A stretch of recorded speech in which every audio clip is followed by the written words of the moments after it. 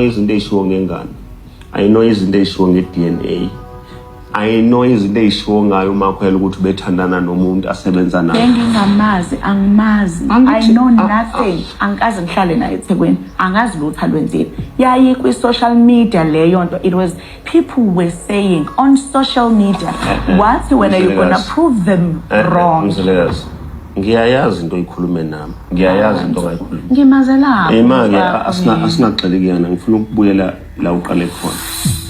Yazi kungiphatha kabi serious because uMthombeni sengazehlisa kangako ukuthi afuna ukulwa nami kwi-level yokuthi azafuna ukungihlaselisa.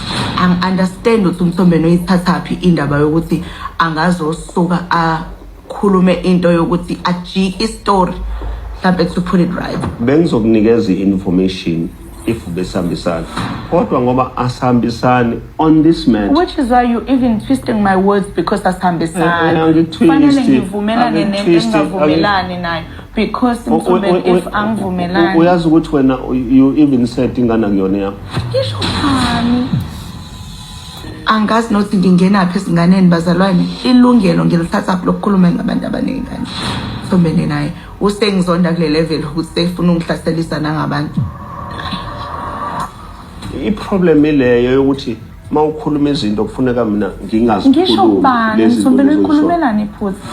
Ngiyazelaphi ngangekuphi nami yonke into engiyishilo ngawe yama. There are a lot of things that you have said Mthombeni ngami ezingelona iqiniso ngakutshela address futhi kuzona waze wathi okunye mangikureminder ngako uze uthi kumina ngiyabonga ukuthi ungikhumbuzise Makhumalo ngoba ngiyakhohlwa.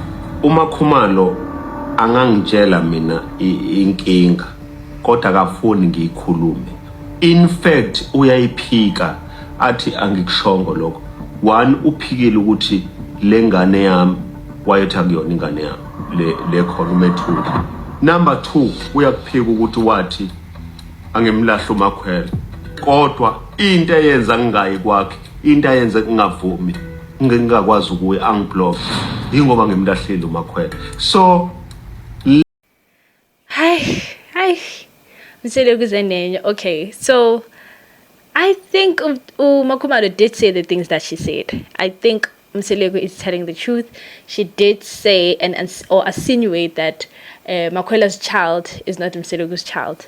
I mean, at the end of the day, guys, remember Makhumalo and Makhwela come from the same neighborhood, right? So you know how it is in the neighborhood. If you have an ex, everybody knows everybody's business. So I think in this case, Makhumalo uyamazela Makhwela.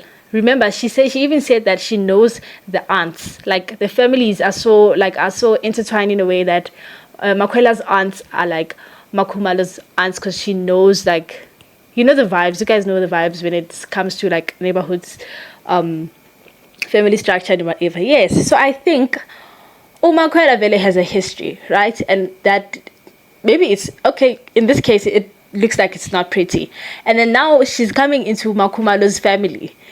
And uzanalo history. And Makhumalo yamazela and Makhumalo wazi in the behavior. So I'm just not gonna crucify the girl for ukuthi ucabanga ukuthi ingane ka uMethuli again okamseleko. You get what I mean? Yeah, man, I'm just gonna give her grace. I'll always give her grace when it comes to Makhwela. Sorry.